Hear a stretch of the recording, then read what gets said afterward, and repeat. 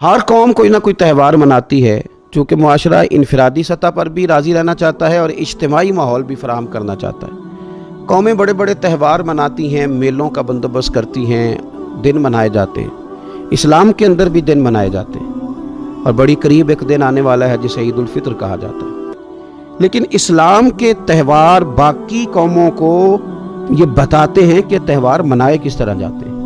तो सबसे पहले तो ये याद रखें कि इस्लाम के अंदर जब ईद आती है तो उसका कोई मकसद है और हमने ईद को किस तरह मनाना है, ये सारा कुछ हमारा दीन हमें बताता है। पहले तो ये आप देखें कि ईद मुसलमान ने किस तरह मनानी है। सवेरे जब उसने उठना है तो उसने फजर की नमाज के बाद दोबारा से तैयारी करनी है, गुस्ल करना है, साफ़ लिबास पहनना है, खुशबू लगानी है और करना यह है कि नमाज के लिए जाना है। उसके ईद का आगाज़, उसके इस खूबसूरत त्यौहार का आगाज़ अल्लाह तबारक व तआला की इबादत से हो रहा। और ईद मना कब रहा है? रमज़ान के 30 रोज़े पूरे करने के बाद या 29 का चांद देखने के बाद। तो सबसे पहले हमें ये बताया जा रहा है कि जब तुम ईद मनाओगे तो तुम सजदा शुक्र के साथ मनाओगे, अपने रब के साथ जोड़ के मनाओगे, अल्लाह तबारक व तआला की इबादत के साथ मनाओगे।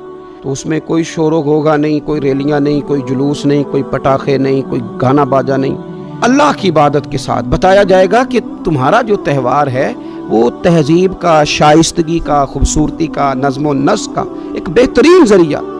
तुम बड़े राज़ी जब होगे तो फिर भी तुम अपना सारी झुकाओगे रब की बारगाह में, फिर भी तुम यही कहोगे सुबहान रब्बी अल अज़ीम, फिर भी तुम यही कहोगे सुबहान रब्बी अल आला, फिर भी तुम उसकी बारगाह में जबीन नियाज़ झुकाओगे। पहली बात। दूसरी बात, हमें पैगाम में ईद ये है कि ये जो तुम्हारे पास ईद का दिन आया है ये इज्तिमाइयत का दिन है। आप जब सफ़ में खड़े होंगे नमाज ईद के लिए तो क्या अमीरों की सफ़ें अलग होंगी, गरीबों की अलग होंगी? क्या पढ़े लिखों की अलग होंगी और अनपढ़ लोगों की अलग होंगी? क्या कबीलों की अलग होंगी और दूसरे कबीले की अलग होंगी? ऐसा नहीं, एक ही सफ़ में खड़े हो गए महमूद वयाज। ना कोई बंदा रहा ना कोई बंदा नवाज, साहिबो मोहताजो गनी एक हुए और तेरी सरकार में पहुंचे तो सभी एक हुए। इज्तिमाइयत का इजहार है, इज्तिमाइयत का। ईद का पैगाम इज्तिमाइयत का इजहार। और फिर नमाज ईद ख़त्म हुई तो सब ने एक दूसरे को गले लगाया, गरीब ने अमीर को, अमीर ने गरीब को। पहले एक सफ़ में नमाज पढ़ी, फिर गले लगाया, छोटे ने बड़े को, बड़े ने छोटे को। सब एक दूसरे के साथ मोहब्बत का रिश्ता कायम रखने लगे।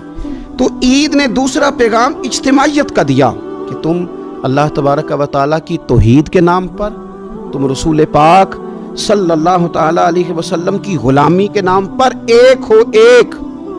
हज़ारों कौमें वजूद में आईं दहर में खुश्क तर के रिश्ते से, और हमने बुनियाद दोस्ती रखी याद खैरुल बशर के रिश्ते से। और इकबाल कहने लगे अपनी मिल्लत पर क़यास अक़वाम मगरिब से न कर, ख़ास है तरकीब में कौमे रसूल हाशमी। ये जो नमाज पढ़ रहे हैं और बाद में गले मिल रहे हैं, इनका एक ही तारुफ है कि ये रसूल हाशमी की कौम है। ये तारुफ इज्तिमाइयत का दर्स, प्यार का दर्स, मुसावात का दर्स, छोटे बड़े के फ़र्क को ख़त्म करने का दर्स, अमीर गरीब की तफरीक मिटाने का दर्स, इसका नाम ईद है। दीन की बात फैलाना सदक़े जारिया है। सवाब की नीयत से वीडियो को शेयर जरूर कीजिए।